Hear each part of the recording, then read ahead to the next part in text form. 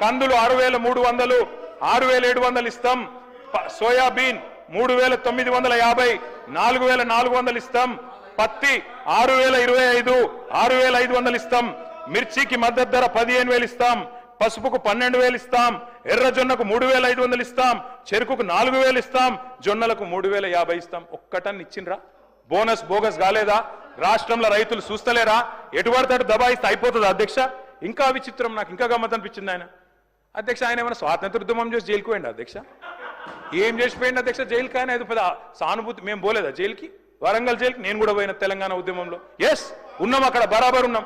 మీరెందుకు పోయినరంటే నేను అడుగుతున్నా ఈరోజు. ఎస్ మీ ఇంటికి ఇవ్వాలి నీ జూబ్లీహిల్స్ ప్యాలెస్ మీదకి ప్రైవేట్ డ్రోన్ పంపితే ఊకుంటావా? అక్కడ నీ బిడ్డనో నీ వైఫో ఉంటే వాళ్ళని ఇష్టం ఉన్నట్టు ఫోటోలు తీస్తే ఊకుంటావా?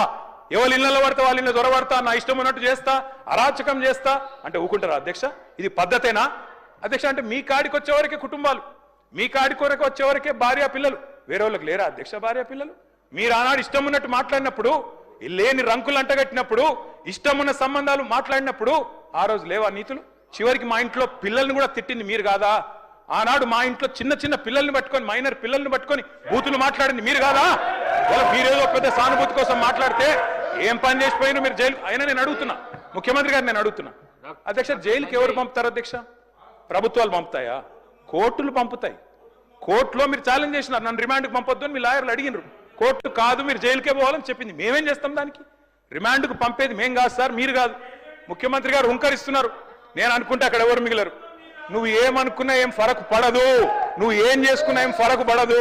నువ్వు అనుకుంటున్నావు పదవి శాశ్వతం, అధికారం శాశ్వతం, ఏది శాశ్వతం కాదు అధ్యక్ష. నేను కోరుతా ఉన్నా, ముఖ్యమంత్రికి అపరిమితమైన అధికారాలు ఉండవు.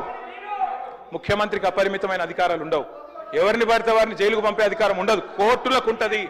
నిన్ననే కోర్టు పాత్ర తీసుకున్నారు ఈ ముఖ్యమంత్రి గారు. ఇందాక ఏదో గోవింద సినిమా చెప్పింది కదా, ఆ పాత్ర ఆయనకే సూట్ అవుతుంది అధ్యక్ష. ఎందుకంటే అప్పుడే లాయర్ అయిపోతాడు ఆయన, అప్పుడే జడ్జి అయిపోతాడు, అప్పుడే మళ్ళీ స్పీకర్. మీరు తీసుకునే నిర్ణయం వారు చెప్తారు, సుప్రీంకోర్టు తీసుకునే నిర్ణయం వారే చెప్తారు, ఉప ఎన్నికలు రావంటారు, ఎన్నికల కమిషన్ నిర్ణయాలు ఆయనే చెప్తారు అధ్యక్ష. మీ బహుపాత్రలు మీకే సూట్ అయితే తప్ప మా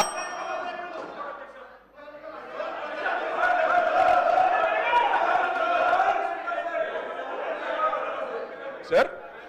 స్పీకర్ సార్, మీరు చెప్పారు ఇన్ని పేర్లు చెప్పారు ప్రాజెక్ట్స్. నాగార్జున సాగర్, శ్రీశైలం, మంజీరా, మొత్తం కాంగ్రెస్ కట్టిన ప్రాజెక్టుల లిస్టులు అని చెప్పారు. నేను అడుగుతా ఉన్నది. ఎస్ నిజం, ఎస్ నేను కాదని లేదు కదా బ్రదర్. 50 ఏళ్ళ అధికారం ఇచ్చినప్పుడు ఆ మాత్రం కట్టాలి కదా, కట్టకపోతే కూడా బాగుండదు కదా. కట్టిండ్రు. మరి 2014 ముందు లేవా ఇవన్నీ? 2014 ముందు వానలు పడలేదా? 2014 ముందు ఈ ప్రాజెక్టులు లేవా? మరి అప్పుడు ఎందుకు వండలేదు పంటలు? ఎందుకో కేసీఆర్ ప్రభుత్వం వచ్చినాకనే వండినాయి. ఇవాళ ఎట్లా